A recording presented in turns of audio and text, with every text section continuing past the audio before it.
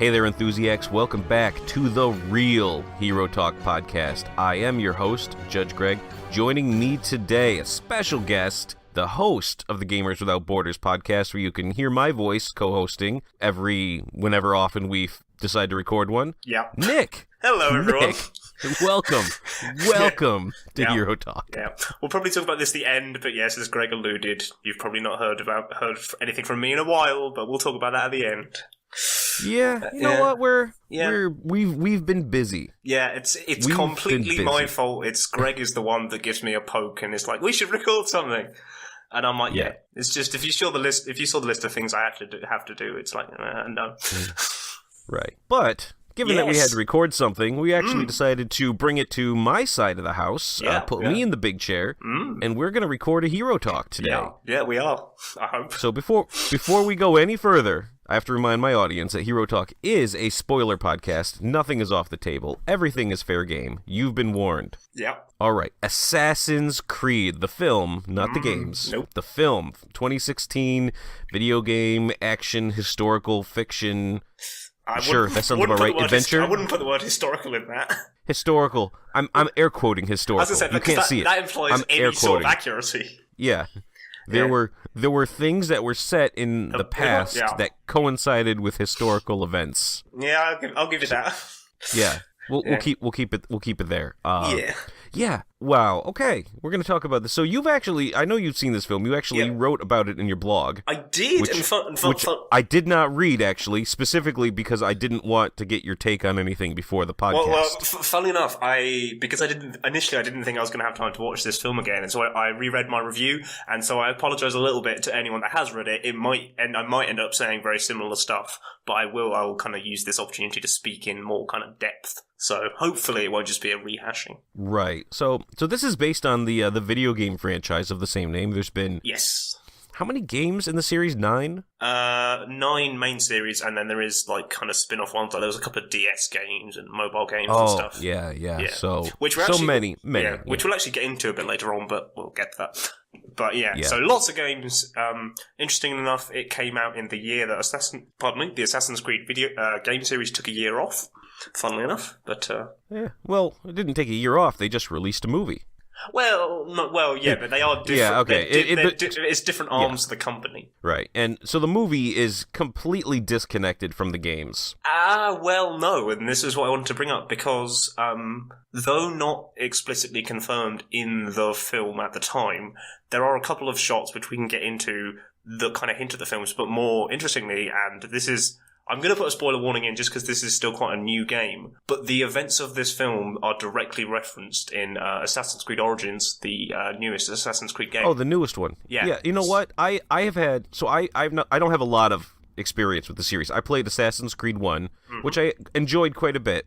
Yeah. And then I played Assassin's Creed 2, and I enjoyed Assassin's Creed 2 as well. And when I finished Assassin's Creed 2... Yeah. Brotherhood was about 2 months away, and I thought to myself, you know what? I'm a little Assassin's Creeded out. Yeah. And I said to myself, once I'm sort of ready for a new Assassin's Creed game, I'll jump right back into the series. Yeah. And that hasn't happened yet. And a lot of it is because they release a new game every single year. Yeah. And I just think to myself, I can't catch up now. It's beyond that. I need a jumping in point, and from what I hear, Origins might be that jumping in point. It depends what you want, really, and this is going to inadvertently turn into a GWB, but I think the weird thing about Origins is it's the least Assassin's Creedy.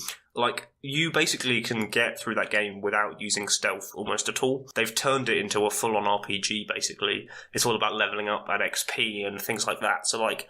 I'm one of those groups of people that has played every single Assassin's Creed game from 4 onwards, but have not played any of the Ezio games, which the original fans kind of say is the peak of the series. So it's like I've played it as it's moved away from being a stealth game into an action game, which is what I prefer, because I find stealth inherently frustrating. So it kind of depends what you want. Yeah. Like, I think if you want an enjoyable experience, play Assassin's Creed 4 Black Flag, because it's not a very good Assassin's Creed game. It's a really good pirate game.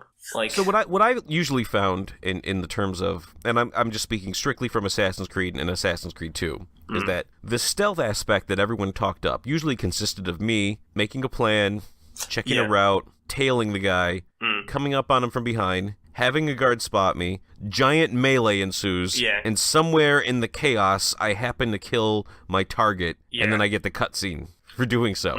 So, when you say, like, it's not focused on stealth, I'm like, yeah, but when it was focused on stealth, it didn't do a great job of it. Well, I will say that I think if you want a more stealthy game, the best one to play is actually Assassin's Creed Unity, because at that one, they kind of... Because in previous games, even though you're supposed to be quote-unquote stealthy, the way like the combat worked, you could kill 30 guys in a row and survive. Whereas in Unity, they turned it very much on its head, whereby if you get in combat with more than about 3 people, unless you get every single button prompt perfectly, you're going to die. Like, it really kind of pushes you quite heavily that you can't just fight your way out. So, like I said, it really depends what you want, but we have got massively off topic. Yeah, we're now talking about the games, which is not what we're here to talk about. So let's talk about the movie. So the movie, it's similar to the games, where it's about an assassin back from historical times, in this case 1492. That date means something later. Yeah. Boy, you talk about foreshadowing. Like, as soon as they say Spain 1492, I think, oh, gee, I wonder if that's gonna play into this. Well, we'll get into that, because I looked into this and there's apparently more significance to that than I had realised. But oh, well, we'll talk about it. But it's just like the other Assassin's Creed. It's not really about the assassin back in 1492. It's actually about a present-day guy who is getting strapped into a machine by a giant corporation called Abstergo, and he's reliving his genetic memory. And if you're sitting thinking to yourself, that's not a thing, then, you know what, just go with it. Yeah, I think, like, if you're a film goer that hasn't played the games, I think it will come across as weird, because I think if you're a gamer, you fundamentally have a bit more suspension of disbelief than you do with films, because kind of games have to be designed in a way to put you in the driving seat, whereas films, you're kind of just watching passively. Right. And, you know, they make several changes here, and you sort of have to, because you have to... things that work in video games don't quite work in movies, and you need to make things a little bit more cinematic and more engaging when they happen. But and the biggest one, before, you know what, we haven't even talked about the cast, I haven't even said what I thought, but we're going to get into it. Yeah. Let's talk about the Animus. Yeah, and I'm going to controversially say I much prefer it. Because I do too, actually. I'm with you. It makes logical sense, because if you take on board the implication of it's a simulation, if you're moving around in this simulation, you need to be moving around in the real world. Whereas in the games, you're essentially just like lying on a bed. Like, it would make no sense. Like look at like VR now and stuff. I know it's very, very basic, but we're starting to get to the point where it's the idea of movement in the real world is translated into the virtual world. Like, it makes more technological sense than just like a bed. Yeah, I mean, in the video games, it's a lot like the Matrix. Yes. You sit down, you get plugged in, and they send you to your genetic memory.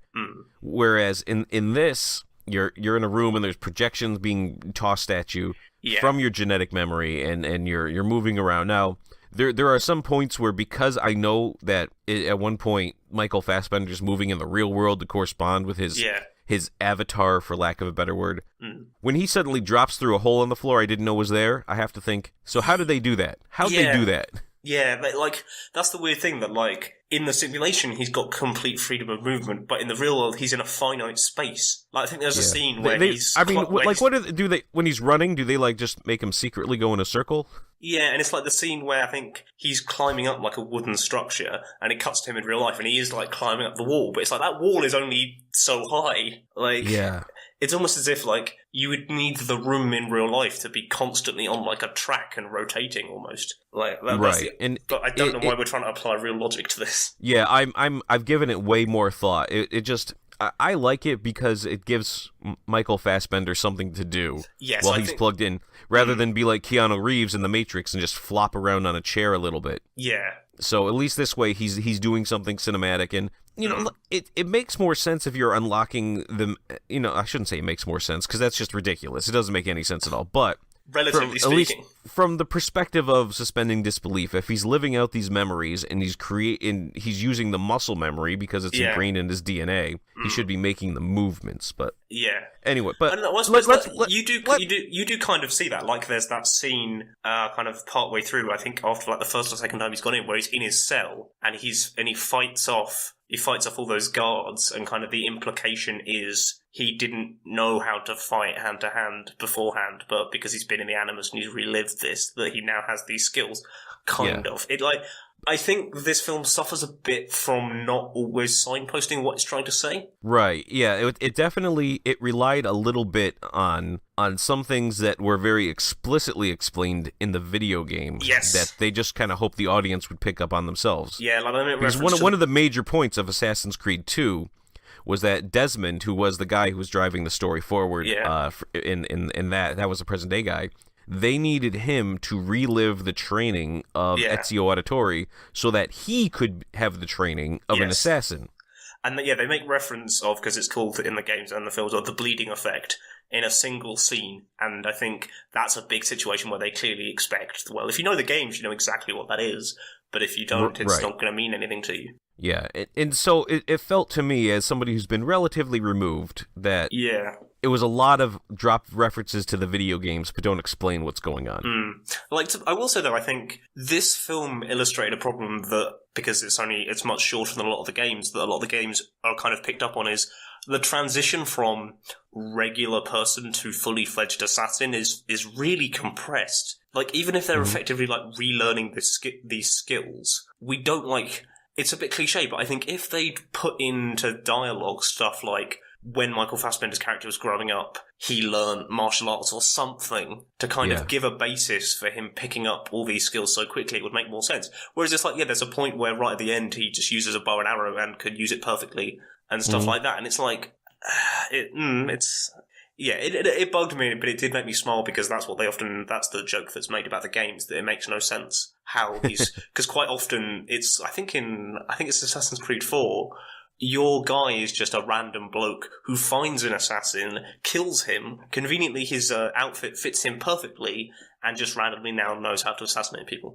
It's kind of dumb. It is, and in the way that the games are kind of dumb, the movie lives up to the games. Yeah. Now, it was a very enjoyable movie, but I think they were trying to make it a movie that it wasn't, and they were really trying to make it far deeper. It's like they wanted to make the movie as deep as the games think they are. Yes. And it suffered for it. Not to say it wasn't enjoyable, and in fact, I remember when this movie ended, think oh, that's it?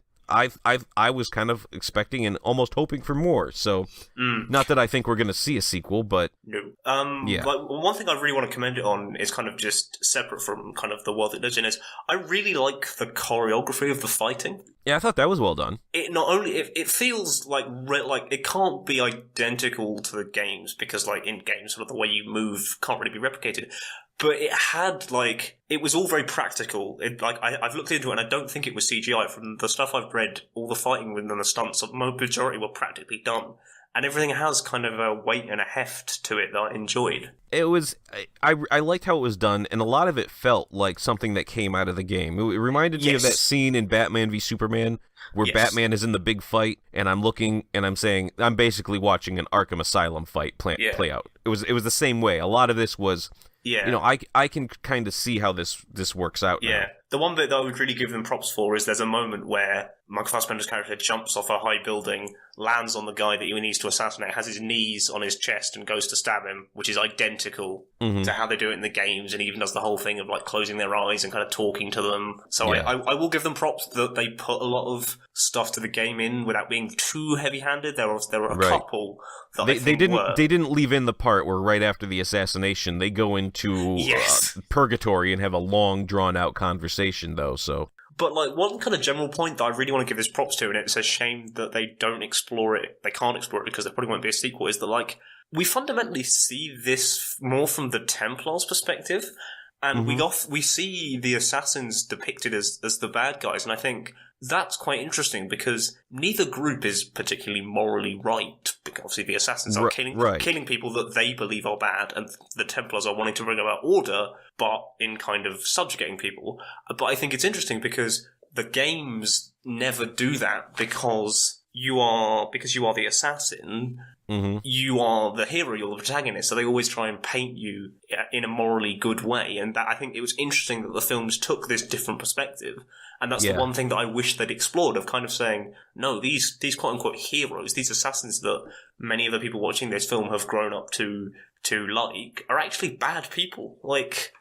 Yeah. Right. And that was what I appreciated about it is that was very intentionally done by the director, Justin Kurzel, who so Justin Kurzel, he's done a bunch of stuff just going back at his movies. Most notably, he directed 2015's Macbeth. Yeah, didn't that also have Michael Fassbender in it? That also had Michael Fassbender and Marion Cotillard. Yeah. I think that's how you say that name. It's a French name. I thought it was Cotillard, but there we are. Yeah, Marion. We'll call her Marion so that this is a Doctor Strange Chiwetel Ejiofor all over again. It really is. I really should have figured that out before I recorded the podcast. But in my head, I thought, oh, it's a French name. You know what? I know how French words work. And then as I went to say it, I realized, nope, I don't. I'm going to sound like a total moron, and I did. Sorry to Enthusiacs' extensive French audience. Yes. It is. I don't think we have much of a French audience, but to them, I apologize. I really wish I knew how to say the name. Cotillard, maybe. The D should be silent. That's what I would know, and then the double L's are giving me a bit of a pause because now I'm just not recalling that. So there was a lot of back and forth on that between the director, the lead, and the female lead all came. So. Oh, I think Alicia Vikander was in the running for a while, and then she pulled out to do Jason Bourne. I didn't actually hear that. That's interesting. No. I think she was. I think she'd basically been given the role, and then it was like, no, I'm going to do Jason Bourne instead. Oh, yeah. Well, you know what? I liked having Marianne Cotillard. Yeah. No, that wasn't right either. No, just the. But no, I think I did read somewhere that apparently Fassbender was the studio's first choice. Yes, he was. They were kind of like, if we were ever going to do an Assassin's Creed film, it's going to be him. Right. Well, I mean, Michael Fassbender, he is a big name in Hollywood right now. That's what's my problem. I think he's reached the point. I think it's at the moment. I think both him and Chris Pratt had this, and I think Jude Law had it a few years ago, where they seem to just be in every film. Right. Like I cannot stop for a film that has Michael Fassbender in it. Like I've noticed they've released that film, The Snowman, which is that's got him in it. It's an adaptation of a book. Yes. I want to also have an angry shout out to One Track Gamers because they mentioned this film and they thought it was just a weird film about snowmen. It's actually a really dark and gritty, it's based off a Nordic crime thriller. It's really good, but it's also really dark and quite gory. So, yeah, you guys, you're the worst. Okay, you're not the worst. Yeah, the worst at understanding film. That I can stand by. Yeah, there we go.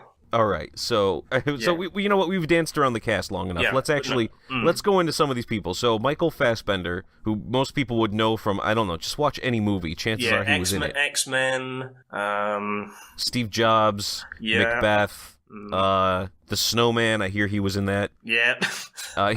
He's currently, let's see, what's the next X-Men movie? So they just did Apocalypse, Dark Phoenix, right? Yeah, but I don't know if that's going to have everyone in, because obviously they're doing New Mutants, which is a different direction. It's on his IMDb. I just checked it. Yeah. Okay, fine. Then, yeah, Dark Phoenix. So he's at least going to have an appearance in that. Yeah. I mean, he's done a lot of stuff, but I couldn't tell you, like, I'm not sure the first thing I saw him in. The first thing I remember seeing him in was 300. Funny enough, I've never watched that. Like, everyone always raves about it, and obviously... I mean, I'm not going to rave about it. It is a movie that I enjoy, but he played, I'm going to look up the character's name because I don't remember, Stelios, who's not a real person from the Battle of 300. He actually replaced another person who was there. I don't know why they did it that way, but he was in that movie. But that's the first thing I remember him from was 300. Well, it could be Prometheus for me, but that was quite new. It wasn't Prometheus. That was quite new, though. Inglourious Basterds. Oh, Inglourious Basterds. I love that movie so much.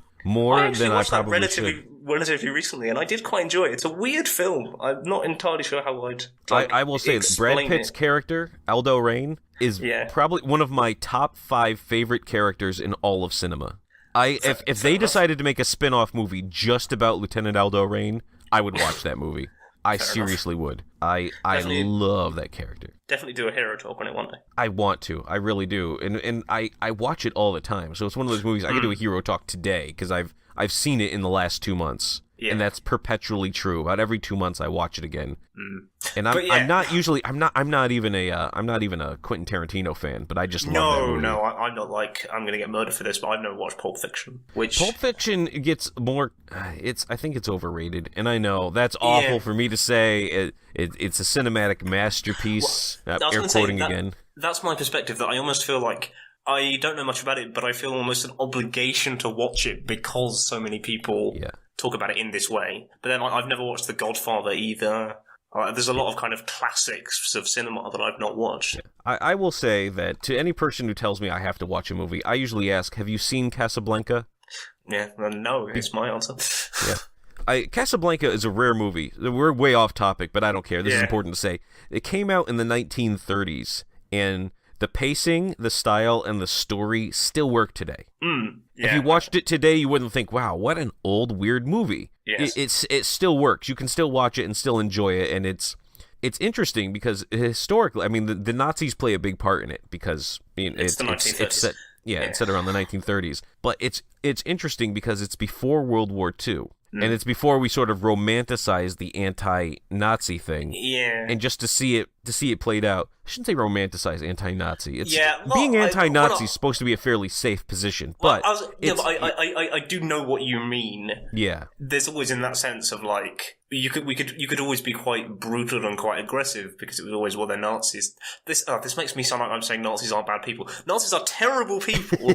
But there was this trend in cinema that you could basically do anything, and it was you were always going to be the hero. Like so you could have Inglourious Bastards doing whatever they wanted and maiming Nazis, and we don't feel bad because Nazi ain't got no humanity. Exactly, and like that. Well, that is like the maiming of Nazis is a big thing of Inglourious Bastards. The whole thing with the scalping and the carving swastikas into their foreheads and stuff like that. Like I don't think you could do that to any other group, really. No, you couldn't, and without a lot of controversy. But it's just interesting because this happened sort of as a result of what we know that they did. Yes, like it is a bit of revisionist history because it's often said that at the time when this was happening, a lot of people were unaware, and that's kind of why they survived as long as it did. Yeah, you really shouldn't get me, a historian. All right, so anyway, we're now somehow talking about the Nazis in the middle of our Assassin's Creed film Hero Talk. So let's go ahead and back this up.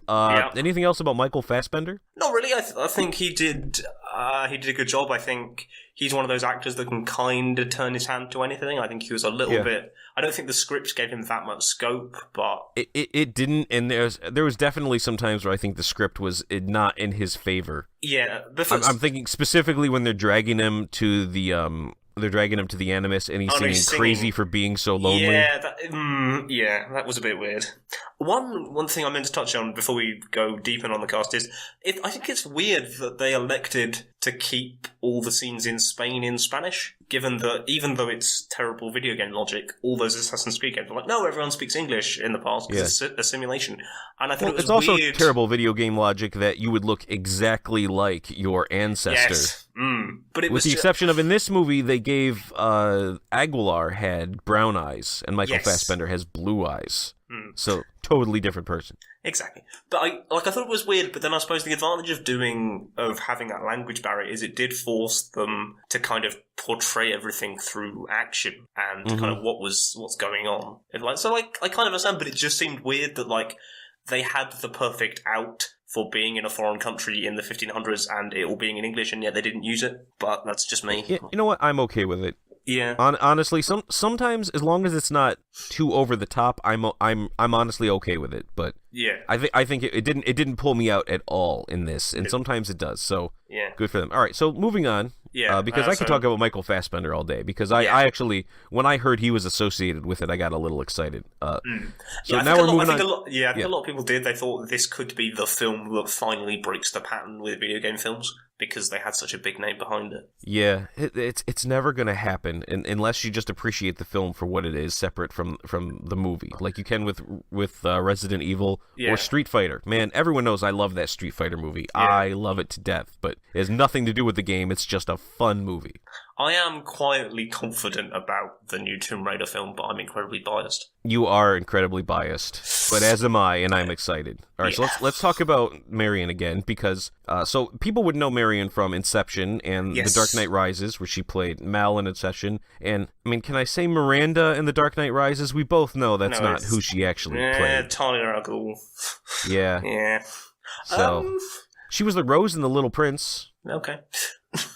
I guess if you're familiar, so The Little Prince is a French novel. Actually, I've read The Little Prince in French. Look at you being all cultured. Yeah, see? Look at me. That's why I'm so upset I don't know how to say her name, because again, Yeah. I know enough French that I actually read The Little Prince, the actual book, in French, and understood it. Not just, like, said funny words to myself, but actually understood it, so I should know it. Yeah. Everyone listening at home, give Greg a round of applause, yes. Yep, so if everyone can just tweet me at Judge Greg is Law and just let me know how awesome I am for reading French, that's great.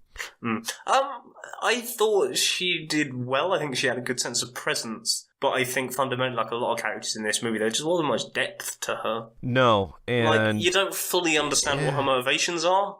Like... So it was even at the point where, remember towards the end of the film, where her dad was going to get the award because he's like, you know, Mr. Templar. Yes. And she reads his speech and she realized, wait, we're going to use this to get rid of the assassins? Like, she was so completely unaware that that was happening. And in my head, I was thinking, didn't you know that? Yeah. I thought that was your motivation. So now, this whole film, I have no idea what you were motivated by. Yeah, and like, one of the last lines of the film, she basically goes like, yeah, the Templars can have the apple, but I want Michael Fassbender's character.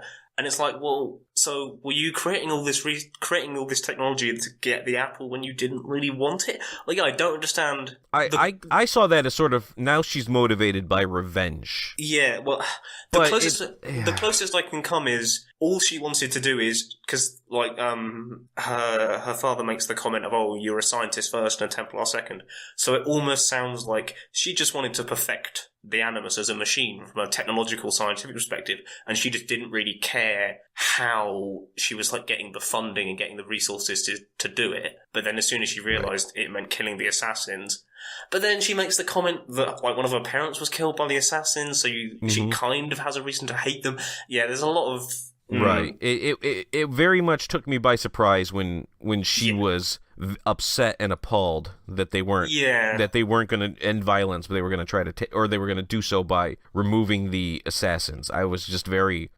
surprised by that, especially when she's looking for the Apple of Eden. Is that what they called it? That is the same as the games, by the way, as well. Yeah, I thought in the games, there was like many of these things, not just the one. There are many items of Eden. There's a sword, a shield. I think there are actually multiple apples, but the implication is they have some form of mind control in them. Right, and because they didn't, and I appreciate they didn't go into this, and other than just a brief passing, but they did not mention the Forerunners or any of the old alien. Well, they do very briefly. There is one scene where when Marion Cotard's is explaining to Michael Fassbender, she makes reference to, oh, maybe it's some advanced ancient civilization. She did say, or an ancient civilization, and I'm like, okay, as long as that's where you leave it, yes, I'm okay with that. Yeah, Please don't show up later, weird alien floaty things. Yeah. The one thing that annoys me, and that I know is technically not related to her character, but the fact that the speech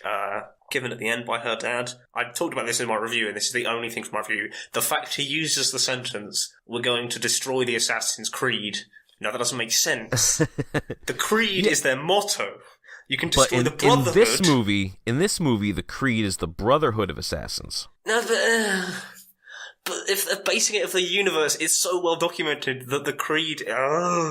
Yeah, I think that's one of those things that's done for the uninitiated moviegoer. Yeah, and because they're going to wonder, what's the Creed? And so, if we just call the Assassins the Creed, then But then again, I don't understand Spanish, and part of me wonders, is the Creed said at some point in the past? Like, I wonder, at the very beginning scene when Michael Fassbender's being, like, initiated in, I wonder if it is said then, I don't speak Spanish, so I don't know. Alright, so when you see, did you not have subtitles?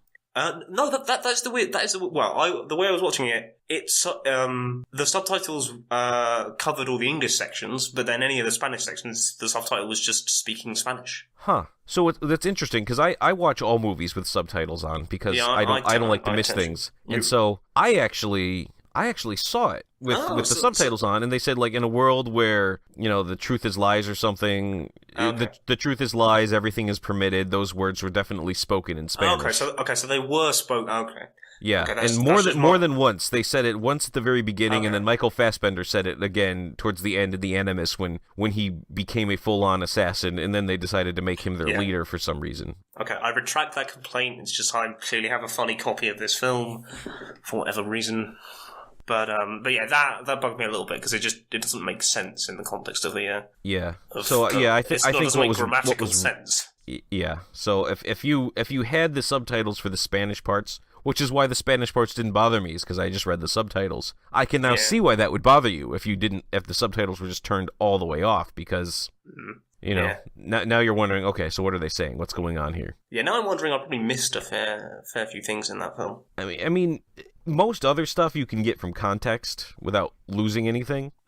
So all right. So subtitles aside, let's just move on because if we start talking about the ins and outs of subtitles here. So Jeremy Irons played Dr. Riken. Is Dr. Riken from the games? Do you know? Funnily enough, I checked, and apparently he does appear very briefly in the first game as the CEO of Abstergo. Oh, does he? Apparently, and he is also mentioned by name in Origins as well. Hang on, I'm googling right now. You get to listen to me Google, listeners. Yep. I'm wondering because I played that first game. While you're googling, I will say I'm willing to give Jeremy Irons a pass on basically anything because he was the voice of Scar. He was the voice of Scar. However, there's some new guys doing Scar now. I know. Well, we'll get into that in a second. But original Lion King, that is a big part of my childhood. I still know most of the lyrics to all the songs. So yeah. It's great that we'll soon be connected to a king who will be all time adored. Yes, I would have carried on, but you caught me off guard there. just very briefly with that new Lion King cast, it's interesting. I'm glad they kept James Earl Jones as Mufasa. I am glad. I can't imagine anyone else voicing Mufasa, and so there is a. I'm gonna work this in, so everyone get ready to take a shot. So there's a cartoon on Disney Junior called The Lion Guard, which is a continuation of the story. God. Yes. In which it's about Simba's son Kion, who gets the power of the roar and reassembles the Lion Guard. The previous holder of the roar and the previous leader of the Lion Guard was Scar, who lost the roar when he used the roar to try to take over the kingdom. Okay, so is there magic in the Lion King universe? Yes, it's basically magic. It's the roar of the elders, and it's like the superpower that the leader of the Lion Guard has. Yeah. But one of the ways they established in this lore that Rafiki has the power to communicate with the lions who have gone past. Okay. And so what a lot of the hyenas did is, since they wanted to be able to try to get rid of the Lion Guard and to get back into the Pride Lands, they stole not Rafiki's staff, but Rafiki's apprentice's staff. Okay. And they used that in order to call upon Scar. So the ghost of Scar actually plays a pretty big part in the latest season of the Lion Guard. Interesting.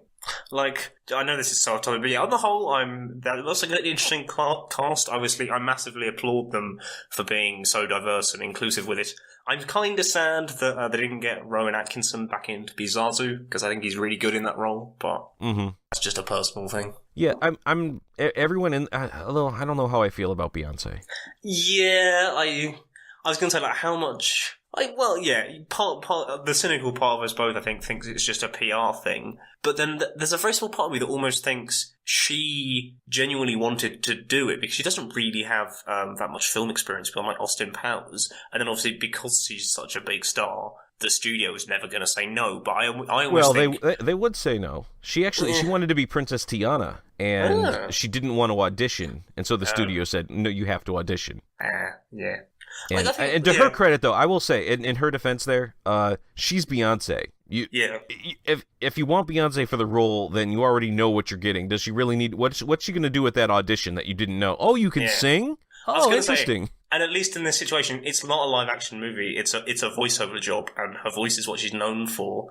So, Yeah. like, even if her proper acting ability maybe wasn't fantastic, you know that her voice is always going to be her Right. greatest talent. So anyway, now we have gone so far off topic. okay, reining it So back Jeremy in. Irons. Jeremy Yes. Irons, Alfred from Batman v Superman and Justice League. yeah. He's going to be in the Batman coming up. We don't even know if Ben Affleck's As going to be in the Batman. but we don't even know if the Batman is going to have a Batman in it. Who What if knows? they got Alfred to be Batman?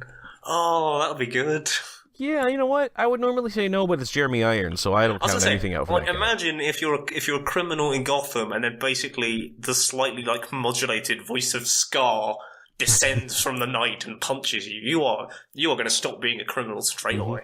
Let's see. Man in the Iron Mask is another movie he's known for. One of my personal favorites. Yeah. He played Aramis in that one of the Three Musketeers, Yeah. and that was Yeah, '98. So he you know what, he didn't look like he's that old in that movie. He looked quite young, to be honest. Yeah. Even though part of the story is the Musketeers are supposed to be older and aging, but Yeah.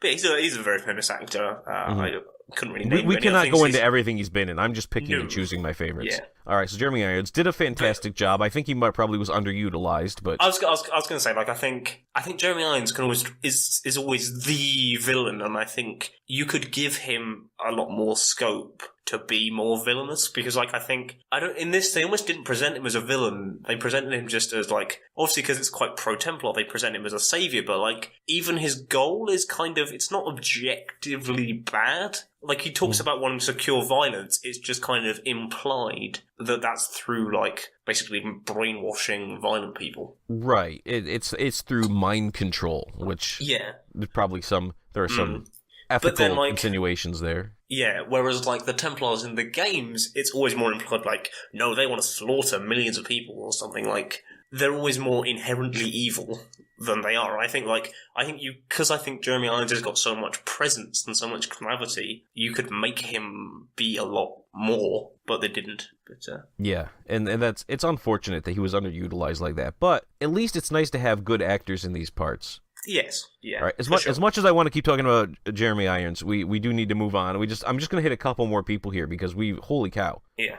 And I have story elements I want to talk about. Brendan Gleeson played Joseph Lynch, who was Michael Fassbender's character's father, and Yes. he's in a bunch of movies. He was in Braveheart and Troy and Gangs of New York. And the reason I bring him up is simply because I just want to point out that his son Brian played the younger version of him and the one that killed his mother. And Oh, yeah, no, I think I read that as well, yeah. yeah, so I remember thinking when I saw him that, Yeah. you know what? It's really crazy that he looks just like his younger self. Yeah, no, that's yeah. Yeah, I thought it was just amazing casting, but no, as it turns out, it was very intentionally done. Of course, his son is also an actor, so it's not like Yeah. they had to pull him out of college or he wasn't a realtor, they didn't No. stop investment banking for a day and come film this movie. He is an actor, so it makes perfect sense that they would do that. Yeah.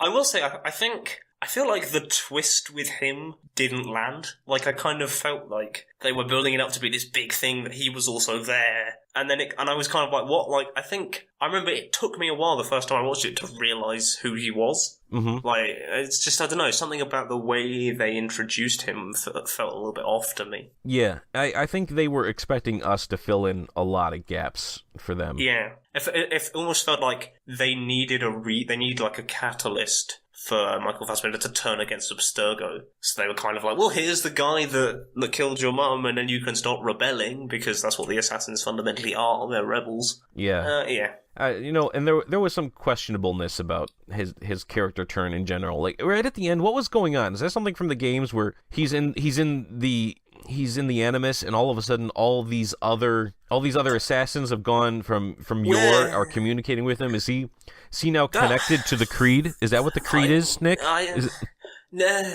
Well, from my understanding, the Creed is just the phrase. But no, that scene, I think, is a more... Like, I don't think there's any basis in the games for that. Like, the closest they come to that is when they're talking to I've forgotten what their name is. Whatever the old ancient civilization is, they sort of come in projections. But no, I think that scene is meant as a little bit of fan service, because one of the assassins in that scene looks a hell of a lot like Arnaud, the protagonist of Assassin's Creed Unity. As one kind of was his face missing? Because that's my impression of what people were like in Assassin's Creed Unity, is missing faces. No. That is such a dated joke, but Yeah. And there's also one that looks a bit like Edward Kenway as well. So I think that was more like, I think that was just more of a subtle nod. Like, I think they could have gone way over the top and basically had, like, all the protagonists from all the games up to the point of the film's release, like, in a line. But they didn't. I think they just had some generic assassins that kind of took visual cues from Once again, the protagonists. No love for Altair. After that first game... Well, there is one person in the background that is wearing, like, all white robes. They do have a bit of an Altair look to them. Yeah, I looked to see if... I had a hard time recognizing the people that they wanted me to recognize, much less the people in the background. Yes. There was a period of time where he was talking, I'm like, is that his mom? I think that's his mom. Is that his mom? That confuses me. I'm still not entirely sure who that character is. Like, I think the implication is it's his mother, but it doesn't look like her. It didn't look like her, but I mean, she was definitely an assassin, and she, in fact, so she's the one who's actually in line with the regular guy. I can't think of his name now. Aguilar. She's actually the one in line with Aguilar. That's why she wanted to be killed, so that they couldn't put her in the machine, because the assassins somehow knew about the Abstergo and the Animus. I don't know. I was going to say, that character at the end looks like a culmination of his mother and Aguilar's look like love interest kind of thing. I don't know her name because I didn't have any subtitles. I believe her name was Maria. Okay. And she was played by Ariane Lebed. Okay. Yeah, I don't know anything else she's been in. I'm just looking at her IMDb. It is a lot of films I haven't seen. A lot of these titles are in French. So there you go. Ubisoft is a French company, and we brought it back. But yeah, like I think that scene is a bit weird, and I think that was more just meant as a bit of fan service, and I'm glad they weren't as heavy-handed as they could have been. But I don't know if this is the whole thing with 1492 that you're alluding to, but apparently, in one of the side games on the DS, Ezio Auditore was actually in Spain in 1492 to assassinate Torquemada, who's like the main villain in this. So that's why when this film was being made, a lot of people thought Ezio was going to be in it, but wasn't in the end. Yeah, apparently Ezio doesn't actually manage to do it because it's done by Aguilar. Yeah, but I think they're trying to argue that retrospectively. Yeah. Okay. So. Yeah. Anyway, can we talk? Points, There's. I'm almost done with the cast here, and I don't even know if there's anyone else I want to mention in the cast. Other than I thought Musa did a good job and was underutilized, played by where is that actor?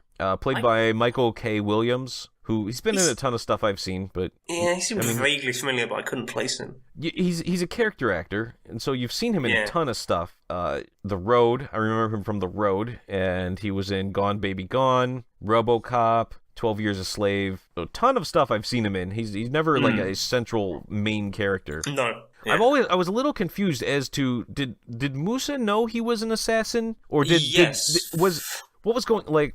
When they brought these people in, there's obviously was still an order of assassins because Cal's dad killed his mom. Yeah. But I also got the impression there were some people who were brought in and then had their assassinness awoken within them. What? Okay.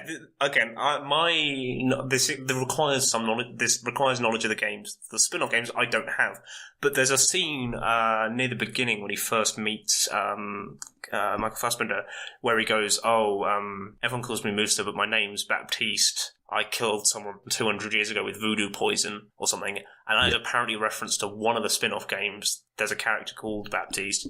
So yeah, the kind of implication is he is an assassin in the sense of one of his ancestors is an assassin, or was an assassin, and he's then kind of carrying on the bloodline. Like the implication is like the kind of like three other people that we see that are quote unquote assassins are linked to various assassins from various games, and it's kind of suggesting they are proper assassins in and of themselves. Okay. If that is my understanding, but it relies on games that I've not played, so I can't confirm that. Yeah, I'm fully. I couldn't either, to be honest with you, but yeah. I do know that there was a lot of different props that were created directly out of the games themselves. Yes. I guess the filmmakers had a lot of reference to it. Yeah. I want to talk about the wrist blades, because the wrist blades still confuse the crap out of me. Okay. So in the first game, I was under the impression that when you removed part of your ring finger, yes, that was done explicitly so that when you made a fist, your finger wouldn't be in the way,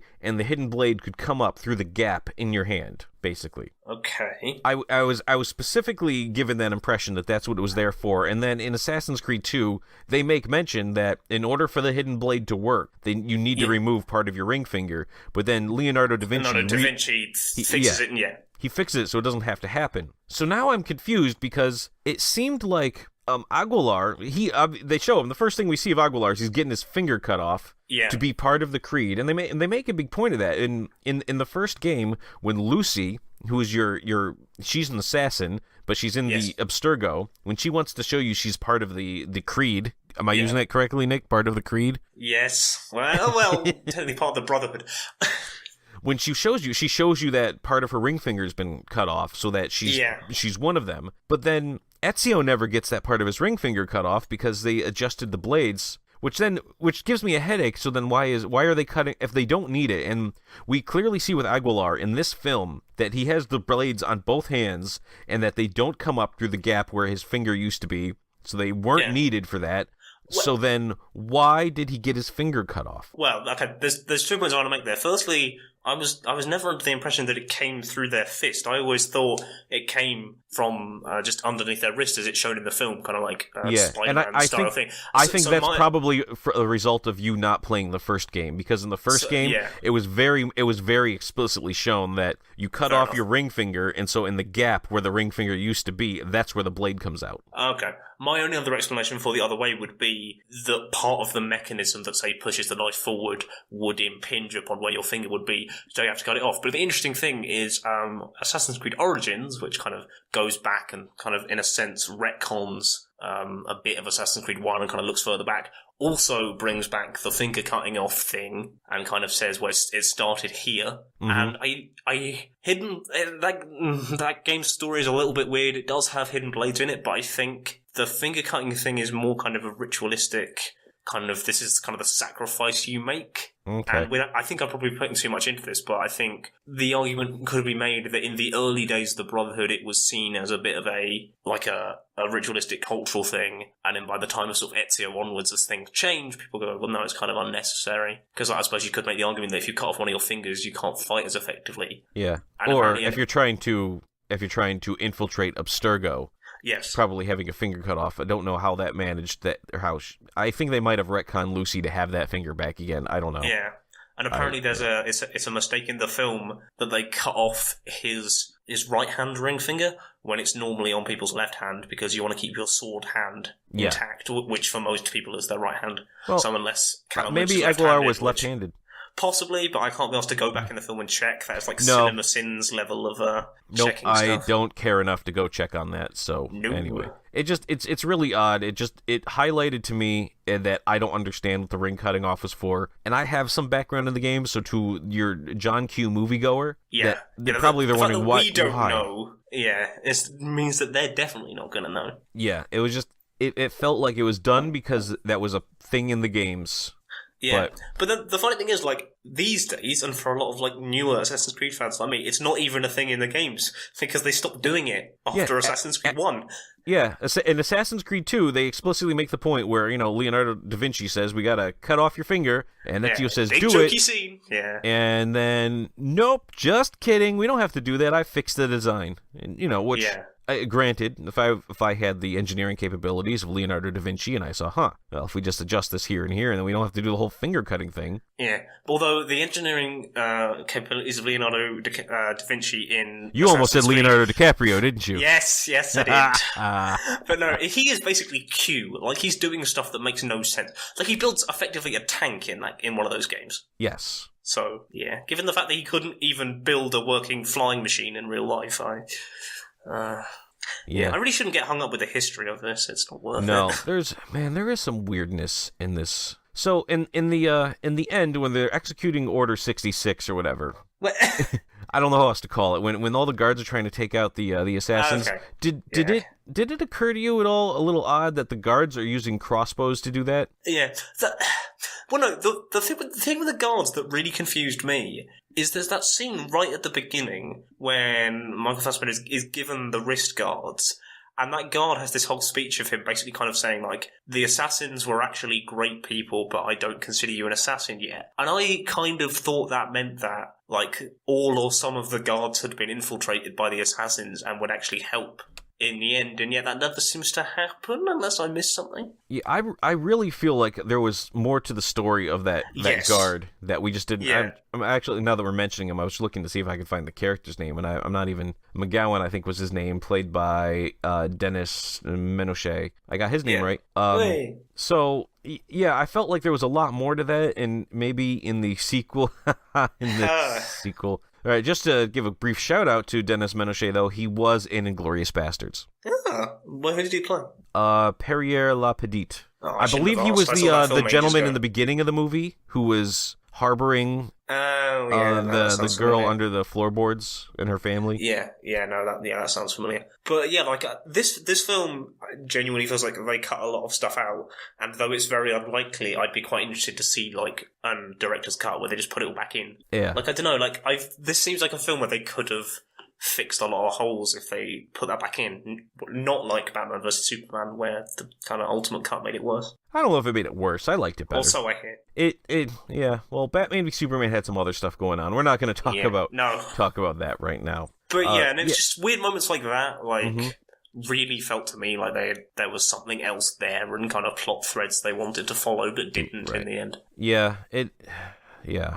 So, okay, I want to talk about the end of this movie, because first of all, I should say that there was no real climax to the movie. No. I at one point, after they had escaped from Abstergo, which was not that climactic of a scene, to be perfectly honest with you, and I thought, oh boy, now we're going to get... And I remember looking at the time and saying, they've only got 15 minutes left. How are they going to have a climax in this movie? Yeah. Well, even though it would have been heavy-handed, I think I remember the first time seeing the fight in Abstergo, I almost expected Michael Fassbender's character, the actual Callum Lynch, to kind of start wearing an assassin-style outfit while he's fighting in the real world, to kind of show that he's finally transitioned into being an assassin, which they do right at the very, very end, but I thought during that big fight, that could have been the moment where you put him in, like, the full outfit. Yeah, when they have that brief moment to, like, grab all their weapons, and... Yes. That he would have actually, like, grabbed a hood, or, you know, the armor of Altair or something like that.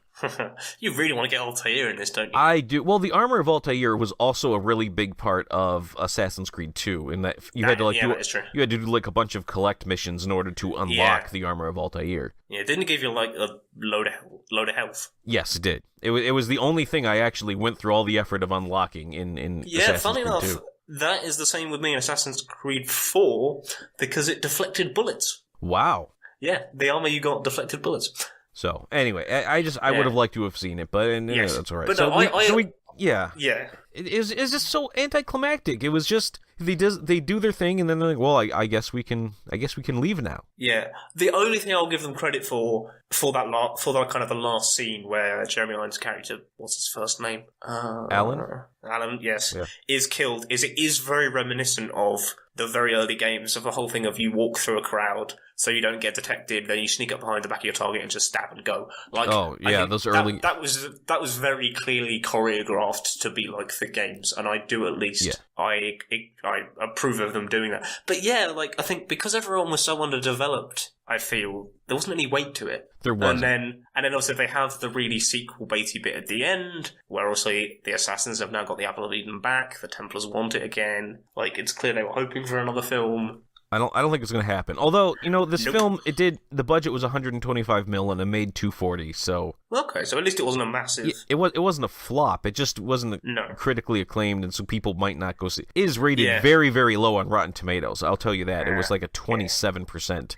And while this movie's no masterpiece, I thought it was not that bad. It's one of the better video game films, and I think one of the more faithful. Right, yeah. So I remember you're mentioning the early games, which is funny because I had some definite flashbacks to the early games when Aguilar was running away from a bunch of guards after escaping his execution, running away with Maria. Mm-hmm. And at one point, I remember thinking, if these people go hide in a group of monks and pretend to pray to get away, I don't know if I'm going to be able to buy that. Or employ random prostitutes. Yeah, or just like hide in a bale of hay or something.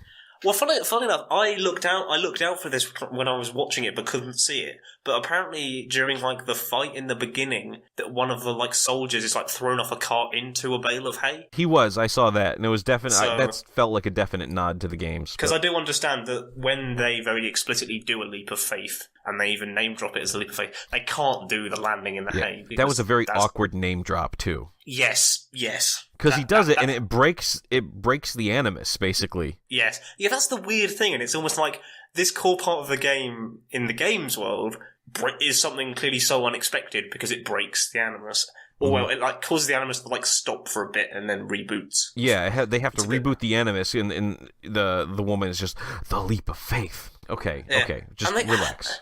And the weird thing is, they talk a load about synchronization, which is weird, because, like, that's just a mechanic in the game to, like, stop you from going too far. To kind of deal with the graphical limitations of the console it's running on. And yet they have a whole big thing about it, and I'm like, why? Nah, I don't know. It's a storytelling device, like anything else. Yeah, I guess. This last scene, so when, I have to say, for the Templars, they have the worst security ever. Yes.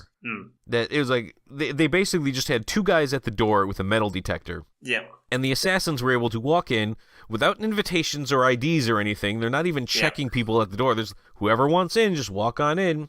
Yeah. When a guy walks in, he's like, "Oh, what do we got? Oh, your belt buckle. Yeah, we don't need to investigate that further. We just have an apple of Eden inside here. No problem."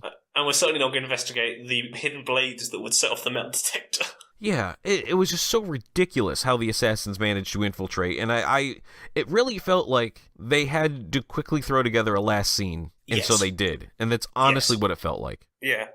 Whereas, like I almost think, like, this would only work if a sequel was guaranteed, but I almost would have said you should have ended the film with them escaping Abstergo, and then the next film would basically be like, now that the assassins are out, they will spend the entirety of the next film chasing Abstergo and chasing Jeremy Irons' character. Yeah, but I think that would have made more sense. It just didn't. It didn't work, especially there was nothing to his escape. He kills Dr. Riken, and then he gets the apple, and then everyone's just freaking out and leaving, but they're all wearing hoods too, so he wears his hood and just sneaks out with them, and nobody knows what's going on, and the guards aren't checking anybody on their way out. There's like, this way, and then he meets up with the other assassins, and they decide, hey, here's fun, let's go climb a tall building so that we can jump off.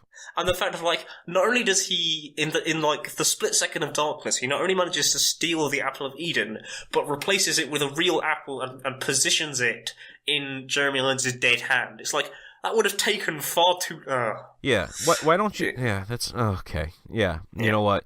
That last scene really bothered me because there was so much disbelief I had to suspend. Yeah. That in the room where the Apple of Eden was... that an assassin could come up, kill him, take the apple, nobody sees it happen, in a room full of Templars, everyone's like, run away! Yeah. Let's not try to get this thing we've been spending the last 1,000 years looking for. Yeah, and to be honest, like, I know it's a bit of a, I'm going to use a phrase that Assassin's Creed 2 fans will get, a bit of a Magic Pope moment, but I almost think it would have been interesting if they'd had a prolonged fight between Rickon and Callum, but because obviously Rickon had the Apple of Eden, that would have made him a stronger adversary. Because like Rickon is just like a businessman; he has no combat ability. Nope. Like, so even if there was any sort of fight, Callum would defeat him in 5 seconds. Like, so I think they could have brought that in. It would have been an interesting nod to the game of the majority of Assassin's Creed games. The final boss is like powered up by a precursor. That's what they're precursors, like a precursor item. Mm-hmm. But no, apparently not. Yeah, I almost get the sense that like they were planning to leave that more open ended, and then like just as they were finalising the script, it was decided no, we're not doing any more sequels. So they kind of hastily put that on the end to try and give it a bit of finality with a tiny bit of a backdoor. It reeks of rewrites.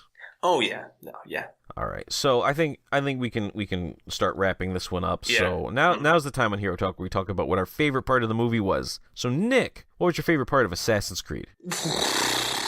Yeah, this is hard. I will give you that. Well, this is the weird thing because I came into this and having just come off a second viewing, with a lot more of a positive look on this than I did, but by the end of this, and I've actually talked it through, I realised I like this film a lot less. I don't know. I'm tempted to say that scene I mentioned a while ago where Aguilar jumps off a high building and he assassinates someone because it's such a perfect mirror for the game without it so obviously winking to the camera and being like, hey, you see what we did? Yeah. And like I said, I think the fight, a lot of the initial fights are quite good. Like I said I like how they're choreographed, and I think they could have very easily gone overly CGI with this, and I'm glad they didn't. No, I would say I heard it said that 80% of the movie was practical effect in real life. Yeah, which for a movie these days is quite decent. Yeah. So yeah, this film was mediocre enough that no particular moment makes me think, wow. Yeah, I have no real standout moment. Yeah, I have a really hard time trying to think of a standout moment because I can't think of anything that I just said, wow. I like the fights. Yeah. I like that scene there. I like their escape from all the guards at the burning at the stake. Speaking of which, this happens in movies a lot, and it drives me nuts. It's where the dialogue for the sake of the audience, not for the characters. But when Jeremy Irons is at the Templar base and he's looking at that photo, and the Templar elder Ellen Kay, played by Charlotte Rampling, and she explains the painting to him as though in all the times he's been there, he has never once noticed it before. Yeah. It's we need to explain it to you because it makes more sense in the story if we give you this context. But it was just silly. There was no reason to explain it to him. Yeah, that felt like one of the bigger wink and nod moments, and it suffered because of it. Yeah, it was unfortunate. Unless maybe it was just a brand new painting. I don't know. Yeah, well, because she does make a point at the time that she was like, "Oh, that's the closest we came to obtaining the apple." And I almost thought they were going to make a comment that might have tied Ezio in and been like, "Oh, but sadly we were stopped by an unknown master assassin or something." And then for those in the audience that would know, they'd go, "Ah, that was probably Ezio or Aguilar." Depending on what sort of timeline we're going on here. Yeah. Anyway, no. All right. No. You've made me lose so much enthusiasm for this film. I'm really sorry. You seem like you really liked it, and then I watch it, and I'm like, oh, I don't know what he's. Yeah. I'm so hoping this doesn't happen with Tomb Raider because. Oh, I know. It's got a lot of things in its favor. Yeah. All right, so I guess now that since we don't really have favorite parts, I guess now it's time to give it a score. I don't know, Nick. What would you score Assassin's Creed? I give it eagle vision to look and find all the plot holes out of 10. And I give it a severed ring finger. There we go. There we go. It's not terrible, but it's not. It doesn't stand out. There's nothing special about it. It's one of those films that, if it was on a Sunday afternoon on TV, I'd watch it and kill a couple of hours, but not much more. Yeah, so anyway, we've come to the point in time where we're going to go to final thoughts. And in lieu of just giving our final thoughts, Nick, since you're our special guest host on this episode, where can people find more of you and what you do? You can find me in a lot of places. You can find me, as Greg alluded to at the beginning, on the Gamers Without Borders podcast. It's predominantly me and Greg. Yep. We talk about video games and technology and stuff. You can find me on Twitter. You can find the podcast on Twitter at GWBpod. You can find me personally on Twitter at Just Another Gaming Blog, or Just Another GMG Blog, I should say. I now have 280 characters, as with most of the rest of Twitter, so you're now going to get even more lukewarm takes from me. Ooh, lukewarm takes. Yeah. You can find my writing at various places, predominantly at nickpjenkins25.wordpress.com. I will get Greg to include a link to my Assassin's Creed review with this episode as well. If anyone wants to read that, is basically what I've said here, but if you like that in written form, by all means. And fun fact, I think I realised there's a really obvious typo in the 5th line that I haven't had time to change, so have fun finding that. Yep. So anyway, there will be links to all of that in the show notes on Enthusiacs.com. And that is it. Nick, thanks for coming on the podcast. No, anytime. It was great to have you here. It's always fun to talk with you about movies because I feel like I bring so many movies to Gamers Without Borders. It's kind of fun to bring games to Hero Talk. Yeah, and I won't drop the name because it may never happen, but me and Greg have also spoken about a film that I would like to discuss one day that may or may not happen, so you might be hearing from me at some point in the future. Yes. On this podcast, if I can convince Greg to watch it. If you can. All right. Well, we'll leave that teaser out there for all of you. All right. So if you want to hear more of our podcasts, interviews, and articles, you can check out Enthusiacs.com. We are also on Twitter, Facebook, and YouTube.